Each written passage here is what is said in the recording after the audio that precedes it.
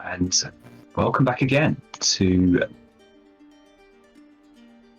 They Came from Beyond the Grave. And we're going to pick up with Arden, having narrowly escaped the danger and now making as the group of you take your leave of Bethlehem Asylum. Where would you like to go? I have a friend, some little shop in town that maybe could help us identify whoever that weird thing we just witnessed was. Okay, so I would like you to. Who is this person? Do you have a name or a description? As it's late at night, as you head into the what kind of establishment do they own? Is it a sort of bookshop or something like that, or? Yes, it's a bookshop. It's mostly a front for what his real activities are. Okay. An old retired hunter, and his retirement helping in any kind of way other this work. Yeah. So the late hour, the bookshop's all closed up and ringing the bell. It's a little while before an elderly man kind of comes to the door, looks out with a candle, long kind of old-fashioned nightgown and a dressing robe, and he shines the candle out to sort of try and see who's there, and the door crack, and then there's the sound of it unlocks, opens the door, and it's. Do you have a name, or would you like me to come up with something? Let's call him Jonathan. Okay. As he furrows his brow, it's Arden. Yes. You know what time it is. Come in. Following him inside. Are the others with me? Has anyone gone along on this particular? I imagine so, unless Arden says. So who's this friend? Like, what is he? He is my competent colleague. He is one of my connection.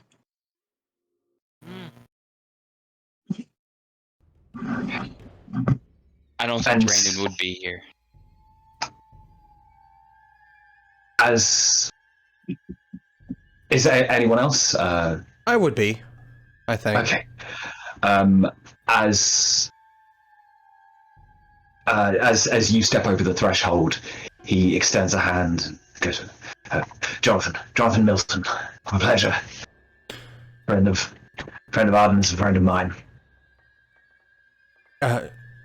Jarad. As he closes, locks the door behind you, sets down the candle, and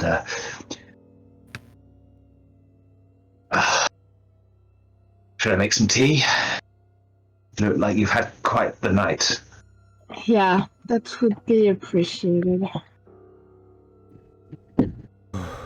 Yeah. As he goes out to a little kitchenette area out the back and starts the old gas stove, places the kettle on it. It's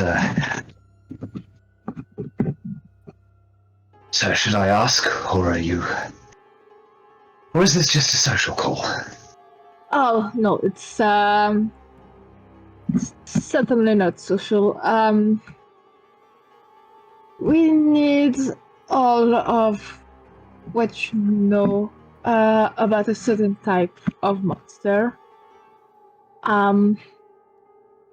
woman with cat eyes, really sharp claws, and turn into mist. That's. Did I forget anything, guys? Cat-like mean, like- eyes. Yeah, I was busy running, to be honest, so it didn't put as much. Transforming into mist.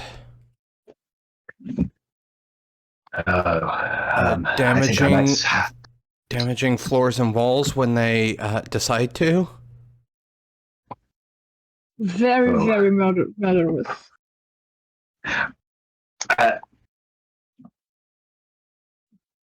Snake-like This- teeth.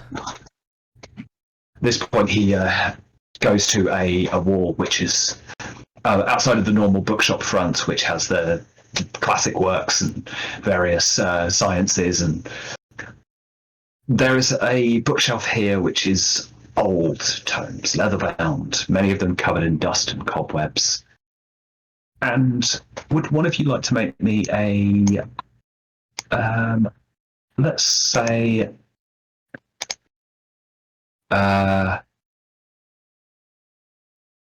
intellect or cunning enigmas check, please.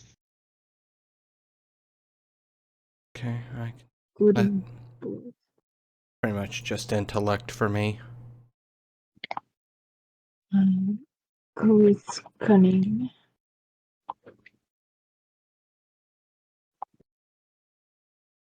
Wow. And as you take out various books, those of old and forgotten mythology and lore, there is one which is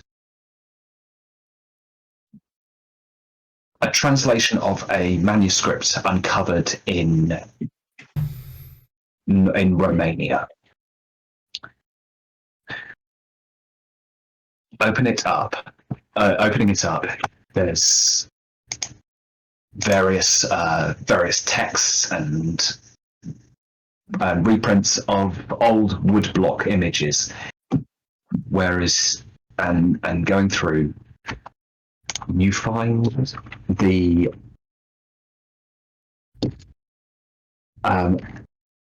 description and this woodblock carving print, which very much kind of shows something very much along the lines of what you have just seen. There's in the image this one figure kind of surrounded by a legion of, as the text describes them, enthralled for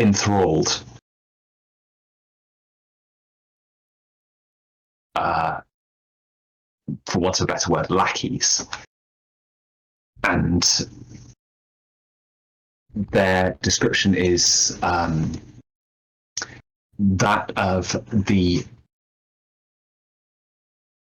creatures only of darkness and shadow, and that it may be that there are those who are able to stand against them. However, they do have weaknesses. However, they are minimal and difficult to exploit. Turning the page, the text continues and reveals that they are all descendant of one particular being. And at this point, we are going to, as you look at the monstrous image that's almost demon-like in appearance, we are going to jump back to Brandon and Deandro. Where are you currently going? Or if there's anything you would like to do? If I had the choice, I One of my connections is like a group of wealthy occult like dilettantes. So they're not actually practicing the occult, but they like to be associated with it. And I was going to like visit this little like meet together we have to see if they know anything more about this in what is it, Infernal Club? The Infernal what it's Club, called? yes. Yeah, the Infernal Club. Because I figure if anyone would know about this obscure thing, it'd be like the hipsters of the occult world almost, trying to get on it before it's cool. Yeah. So I go to visit my friends, let's say. Okay. As you approach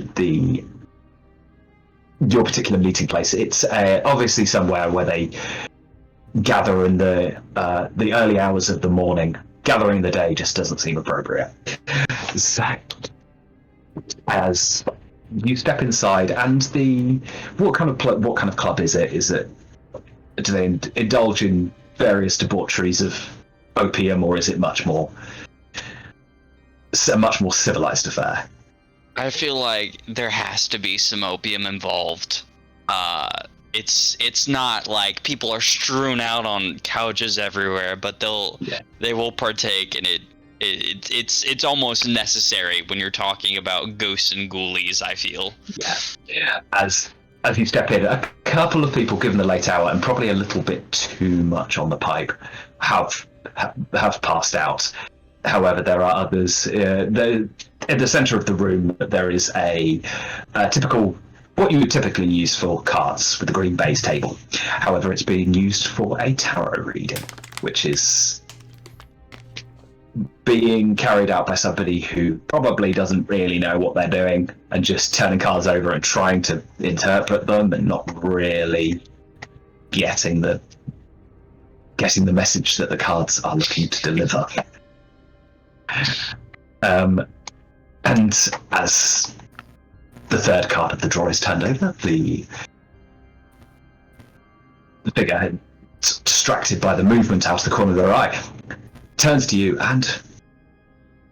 Brandon, why don't you join us? Haha, Frankie, it's been too long. Oh, absolutely. It's, we miss you at these kinds of things. Ha. I've been doing my own research into all of this. It's been quite interesting. Well, I think the most shocking thing is that you don't have a drink. As he stands up and goes over to brandy in a decanter and pours you out a glass. As hands you one, pours one for himself. Toasts the glass. And so what brings you back? Taking a seat. Well, I have seen a lot these past few hours, and I wanted to ask you a question. Do you know anything about a group called the Infernal Club? From what I've gathered, it's like a small, committed, like almost close-knit occult affair, and I figured that was right up your alley. As he considers it, picking up one of the opium pipes and taking out this deep breath, it rings a bell. I've heard they do all sorts of things there. I mean, bit of an old boys club, if you ask me, but that's not to say that they're yeah, I mean, I suppose from what I've heard, you could somewhat take them seriously. So the amount of frauds and charlatans there are in this sequester themselves away. You need to be careful. Don't get yourself. Could you get me in contact with any of them? Because it seems they've had a few unfortunate deaths, and I want to know what kind of mystical happenings may be going on. I mean, isn't it? He goes over to a roll top desk and throws it open. And just roll the deck of cards. Contacts he flicks through and he goes, met one of them at a party once. There was this sort of mesmerism and all that kind of stuff, malarkey. And as he's going through, and he goes, and I got a card of here, and he produces the card of one Oscar Manning. He claimed to be a member of the Infernal Club. And you can see that according to the card, it's a very, very professionally put together business card. It is the details of one Dr. Oscar Manning, who practices on Harley Street.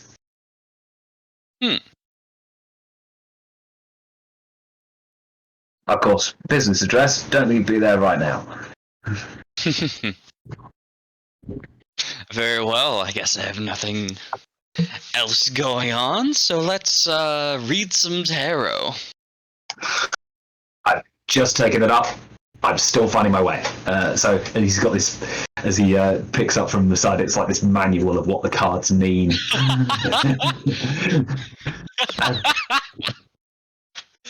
I'd like to think like the deck is like pristine. Like, oh yeah. Like someone like moves a drink a little bit too closely, and Frankie's like, "Back up." No, careful with those. It's Careful. And I'm going to say, let's do a roll on this. See how ominous it's going to be. I can't imagine why. Make me a cunning culture check, please. Cunning culture.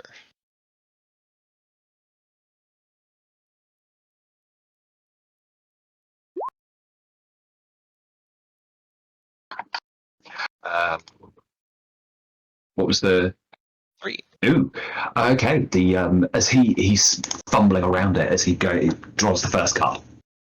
The moon. The second, the devil. And the last one, the Empress inverted.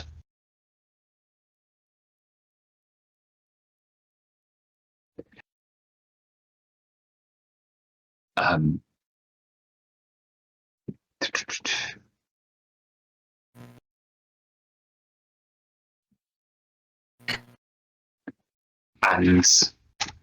with that, let's go to Robyn. And what's Deandro currently engaged with? He's currently at his home in his study, scribbling down in his journal, on his desk, the ongoings, the past day. It's been a day, right? It's been a day, yes. Yeah, so just documenting and just.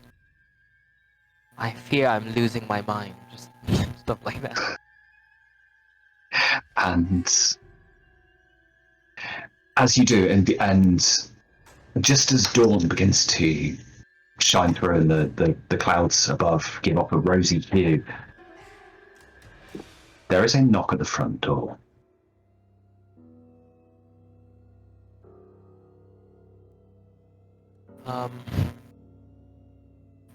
I go to my kitchen first, and I grab a knife, hold it behind my back, and I go to the front door. I say, "Who is it?" And a voice from the other side says, "I believe we need to speak. You've encountered strange things. Things that some may call you a madman for. If it helps, my name is Korozda. We haven't met."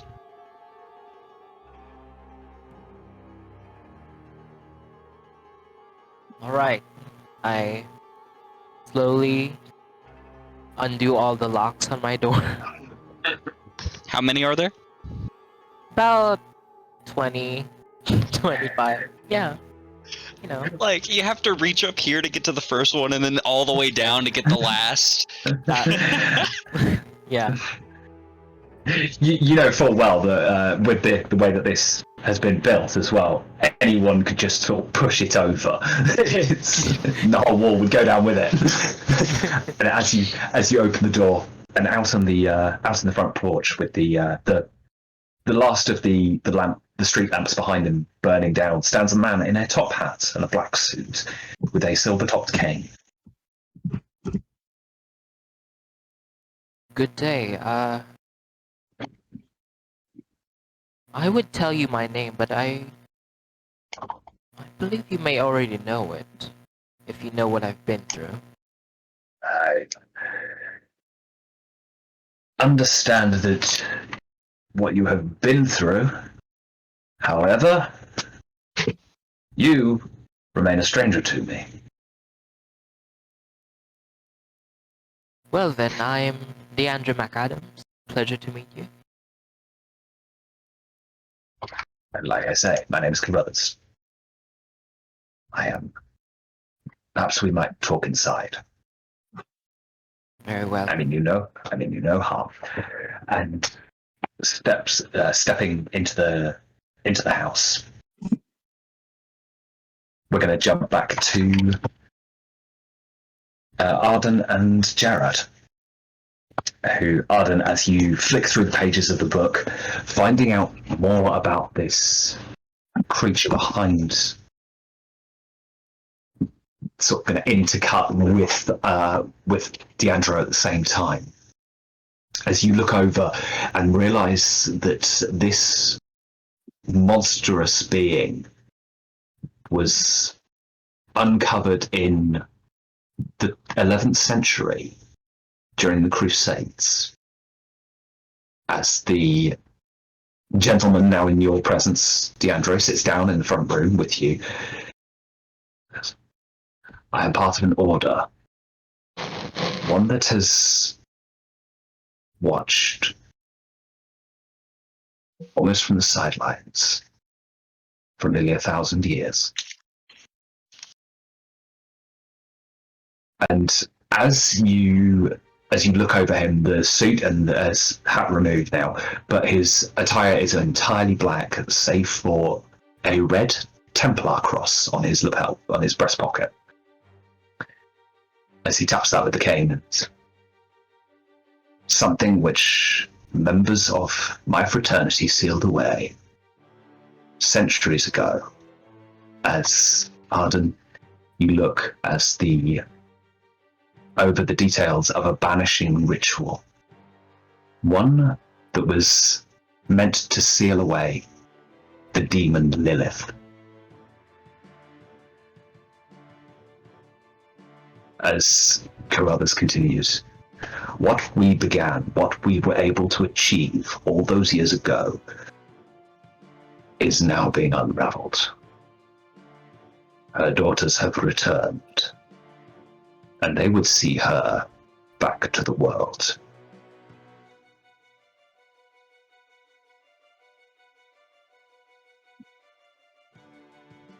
As obviously, Arden, you're uncovering this information as you're paging through the book as well. The nature of the ritual, all these different circles that's also seen by Brandon previously in that moment of experiencing the world through another's eyes.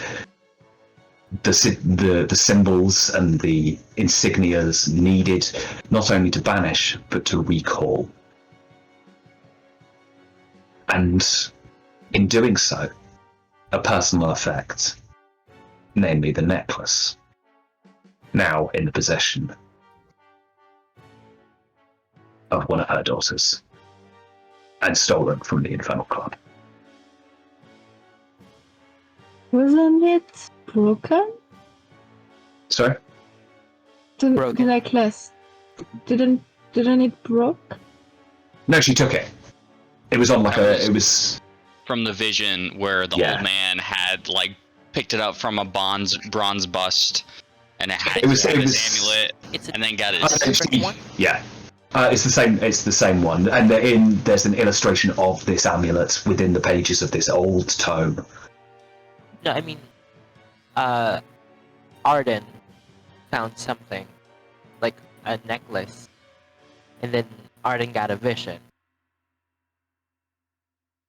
and then it. No. Arden dropped it. It's a different one. No, different. Okay. Other spooky necklace. God, Yeah. Don't Yeah. don't be Yeah. ridiculous. Pendants and necklaces are like Come on. their plot devices. Yeah. That's Make it confusing by adding yeah. more than one. As a writer without the jeweler world. yeah, the writer doesn't have much imagination. Necklace, another necklace. Oh. Between takes, they accidentally swap them in the prop department. They're just like,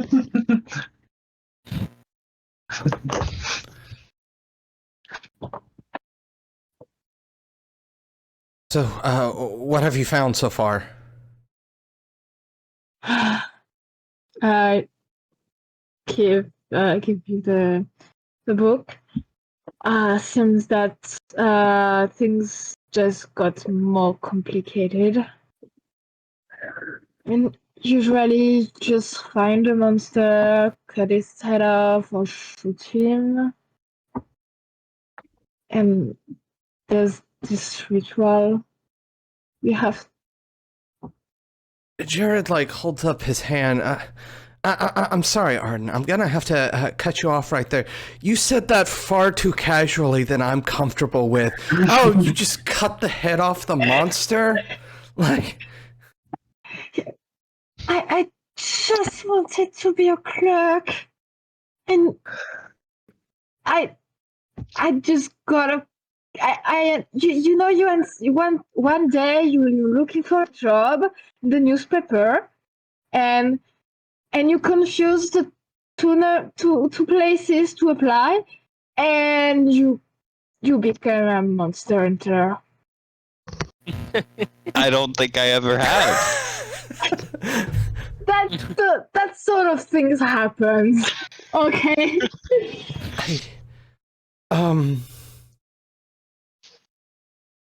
I honestly, at this point, Tristan has forgotten his lines. Like, Maybe I should have read the script more closely. What kind of character? yeah. Tristan's just in his own head going, "What the hell is going on here?" Beheading and what? I mean, Like, are we going off script? behead Is this this one, actually what that's- was written? So say again? I didn't hear over. Sorry. No, I didn't What catch was what that? you said, Rogue. Oh, I was like, was this actually in the script? Did someone write this? What?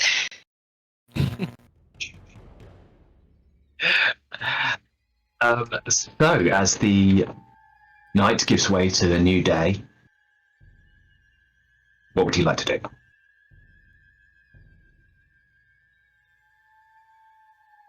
Oh yeah, I'd love to ask some questions. This. Yes, for sure. mysterious- Yeah. Yes. Yeah. So, I imagine you're a separate congregation from the Infernal Club. Different insignia. our order is much more secretive. Our numbers grow smaller and older. We do not have the youth on our side any longer. Old ass.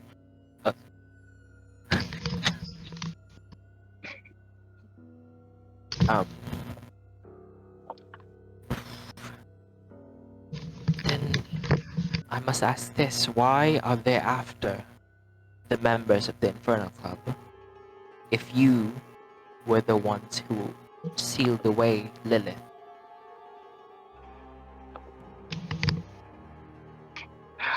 believe we have a little more experience with secrecy.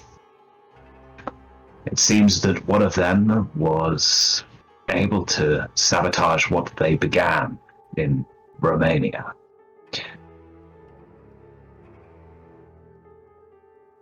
If this is allowed to be completed, who knows what the future holds for humanity. It seems that while valiant their efforts were, their presence wasn't entirely unnoticed.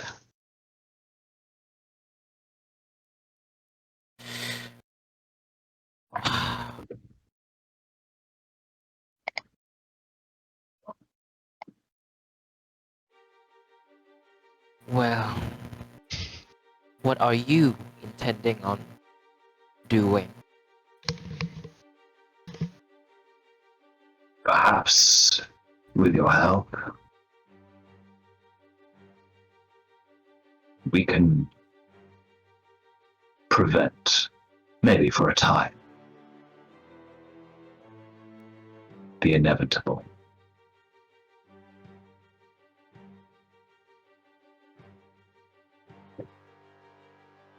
Very well then.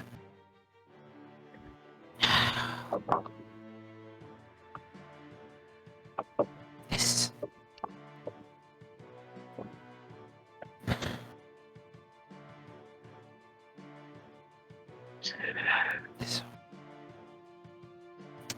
I never imagined I'd be involved in something this unthinkable. This is something between progress and the unthinkable. Right, please. That was a quip.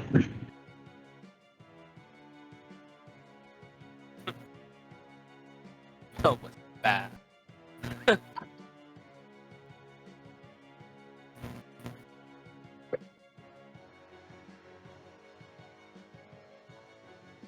And Apatura? Sorry, it was a quip from. Sorry. Oh, this is a good one.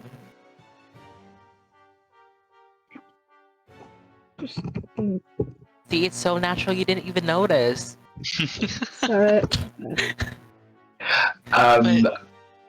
Unfortunately, that one didn't land. Quips shouldn't go under the radar. That's not the point of quips. Yeah, I think all of us were completely unaware until Live said Yeah. it was. Yeah, that's fair. As it is the line between catastrophe and glory. Now that sounds like a quip. That's the This- answer. This is not something that anyone ever sees themselves embroiled with. Yet to the few who rise to the call, the world is silently grateful. The question remains, will you answer that call?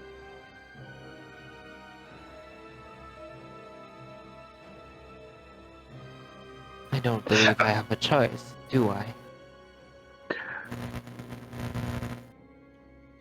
Of course you have a choice.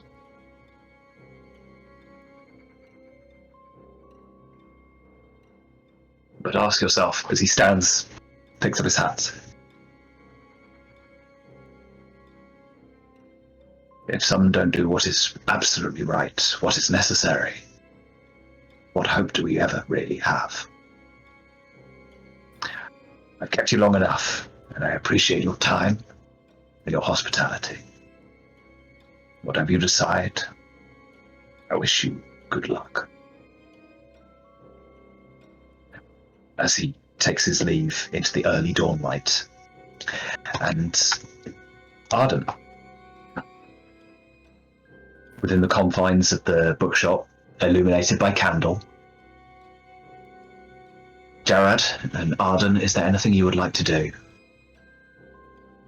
as Jonathan stands nearby, pouring out tea and hands you both a cup. I trust you found what you were looking for. Yeah, have you heard of, or I don't know, meet anything like this thing before? And he goes to another book, which is essentially, it's whatever book this is. It's like they've got the definition out of one of those. It's just been printed and like rewritten out in that fine kind of old handwriting with the it goes, yes, Lilith. Yes, one of the oldest demons in the world. So he throws down this other book and, like I say, opens it up. He's basically got the excerpt from Wikipedia in like this, as he reels it off. He goes, a demon commonly found in Jewish folklore and yada yada yada. It's the usually the name taken to mean night monster.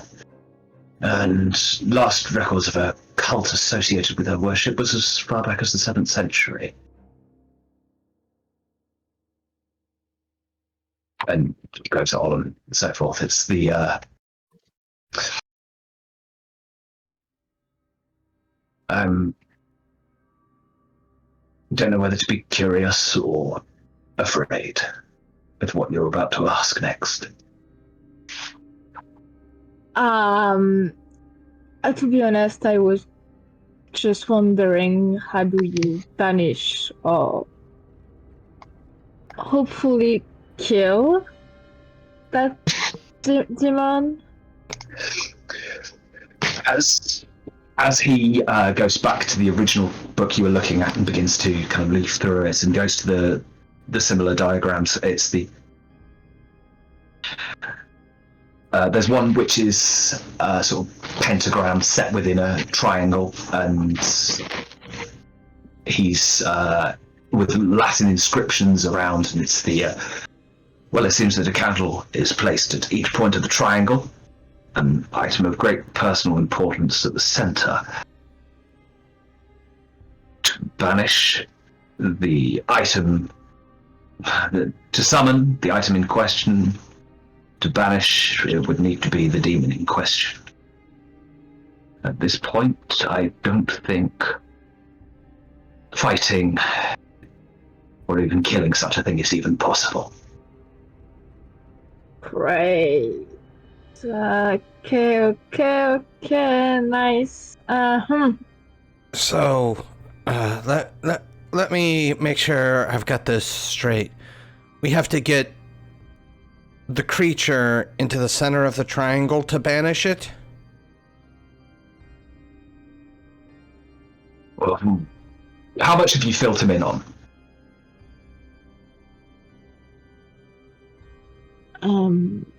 What do you mean? Like, how much of your previous experiences have you told him about? From the last day? Probably a brief summary. There's those mist monsters that are trying to kill the member of an occult club. As he considers, he says, I don't think banishment is even necessary at this point. What you've told me, I think you're more preventing the ritual being carried out. Now, he goes back a couple of pages and says, it's these ones that you've encountered. The daughters of Lilith. The daughters of Lilith. So, it seems to be that they are attempting the ritual to bring her back. Prevent the ritual. Prevent her return. It's just that it's, while troublesome and difficult to take on in combat or on a physical capacity, it's not impossible. And impalement through the heart seems to be the favored means of dispatch.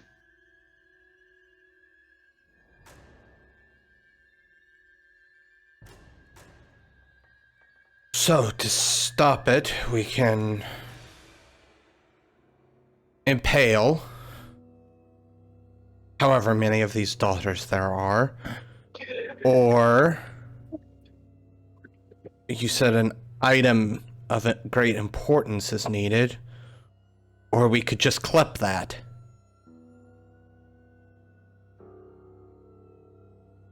If you can procure it. I have a few friends work in the halls of government.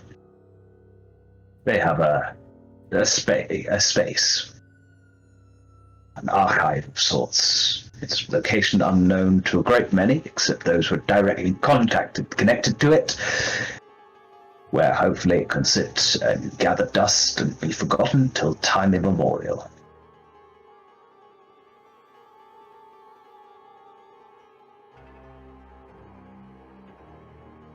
I don't feel like either of these are going to be easy, but I kind of look over at Arden. Which one do you think's going to be easier? It's, to be honest, it's more which one would be less likely to bring us to a very painful death, and I think that's the second one. So, I guess we should gather the others. Or at least get a hold of them so we can formulate how we're going to go about this. Hmm.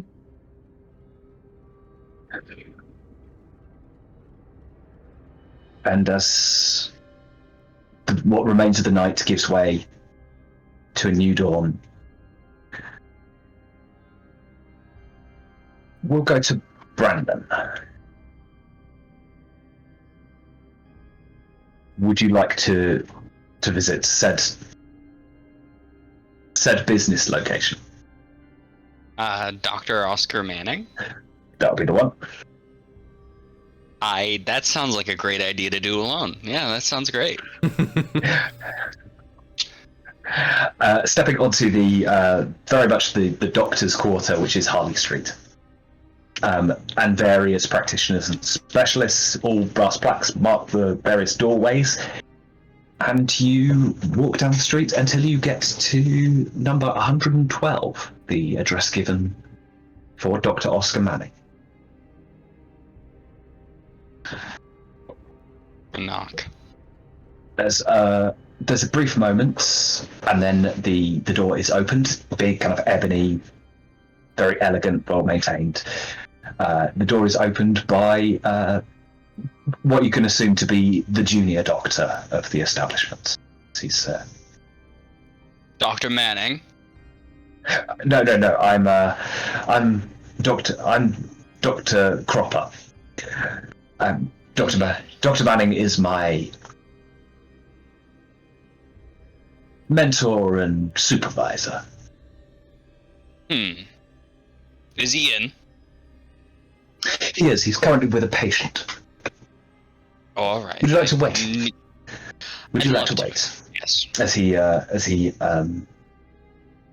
sort of takes you into this very, very small waiting area, and there's a couple of well appointed couches. As he takes a seat and says, "What is it that ails you? Maybe I might be of some assistance." I don't believe so. What I need to talk to the good doctor about is not as rooted in science as you may think. His other proclivities are what are of interest to me. Dr. Manning and I don't really share much about personal lives. This wouldn't be the person to speak to. And for about 10 minutes, the room you and him just wait in awkward silence until until a very, very elderly woman comes out of the doctor's office, and he stands in the doorway and he says, "Remember, tonic twice a day. If it doesn't improve, you call me. Rheumatism is not something that you can afford to be just ignoring." As he shakes his head, he's a man of about 50 and clean shaven. As he shakes his head, he's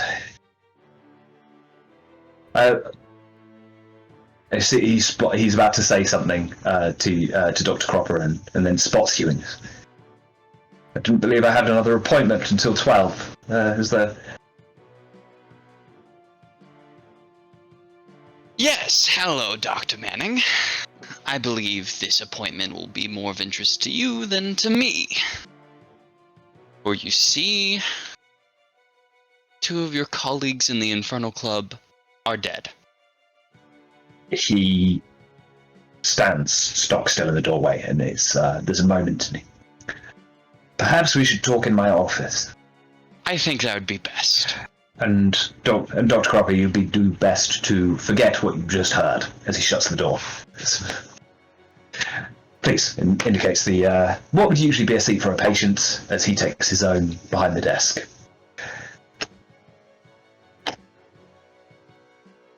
So,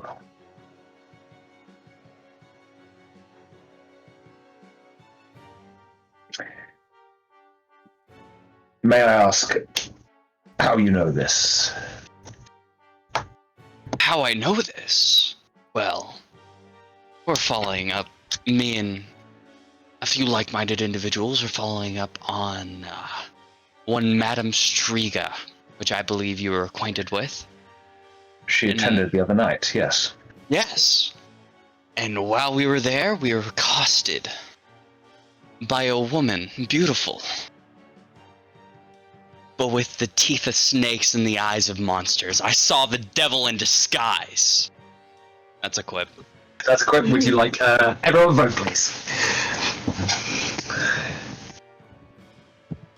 Just gotta give it panache, Robyn. Yeah. Just say it with confidence.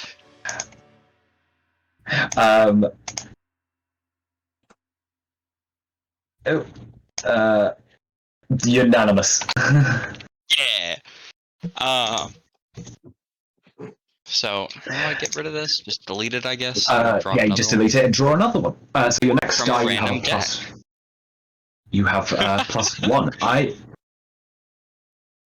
I'm gonna say as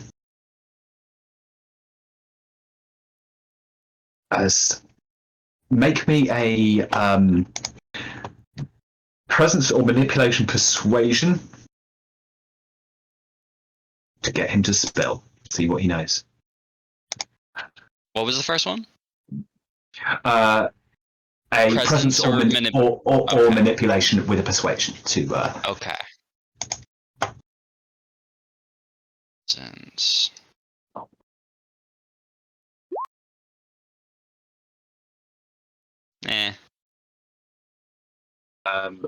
What was that? It was 2 successes, one of them was a 1. Oh no, that doesn't matter. One's only better if you get no successes. So, as he leans in close and says, "What do you need to know? I'll tell you what I can."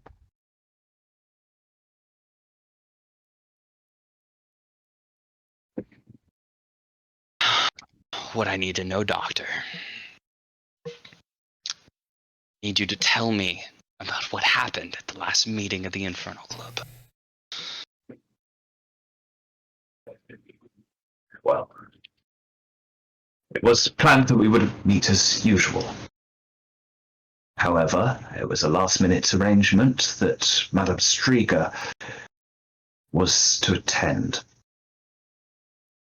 And, unfortunately, Mr. Hamilton, one of our regular members, was himself done away with. And so we employed the services of a medium to find out why. It seemed strange that someone would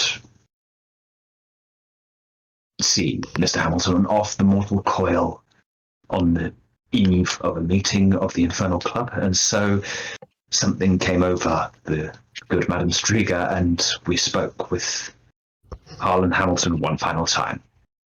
Did Harlan have an amulet?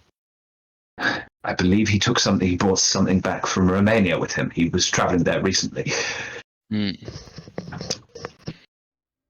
and he said that he'd uncovered something. Something had begun, and that his prevention was of the utmost importance. It was my own diagnosis that when the trance wore off, that Madame Striga was not of her senses. I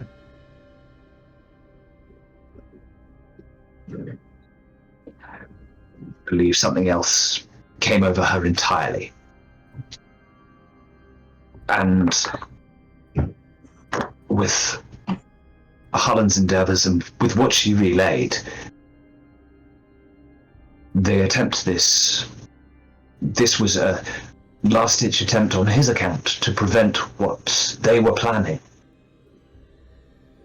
In a alignment of the planets, such a ritual can be attempted, and such an alignment is due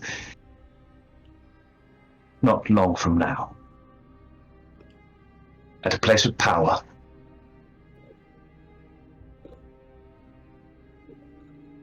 The nearest one being, I believe, from what Hamilton uncovered,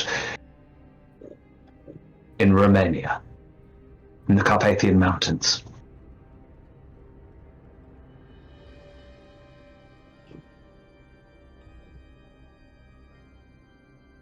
And as the... Oh, sorry. Did he, like, say what the being was? Or, like, he hasn't yet? And as he leans in close and says, "This thing had demon of the ancient world." Tell me, Doctor. Tell me what bizarre secret threatens us. It's another quip. I will say you can. Everyone send over what you think, and we might have to put that one in the bank for next time around. As he says, as he leans forward ever more conspiratorially, and says, I'd like to think our noses are almost touching at this point. Like, we just got closer and closer, like, more and more dramatic, and we're, like, almost, like... you got it, that's all. Tell me, Doctor. As, like you say, like, kind of nose to nose, almost inches apart, and he goes, as he says, that which can usher in the end of the world. And the voice goes out once again across the scene as that moment hangs in the air, and you hear the and cut as the doctor sits back and once again kind of does this little kind of flex and once again becomes Christopher, reverts to Christopher as he goes, I wonder if that was a bit too much. I don't think I've been that intimate with my wife in some time. Jeez. Oh.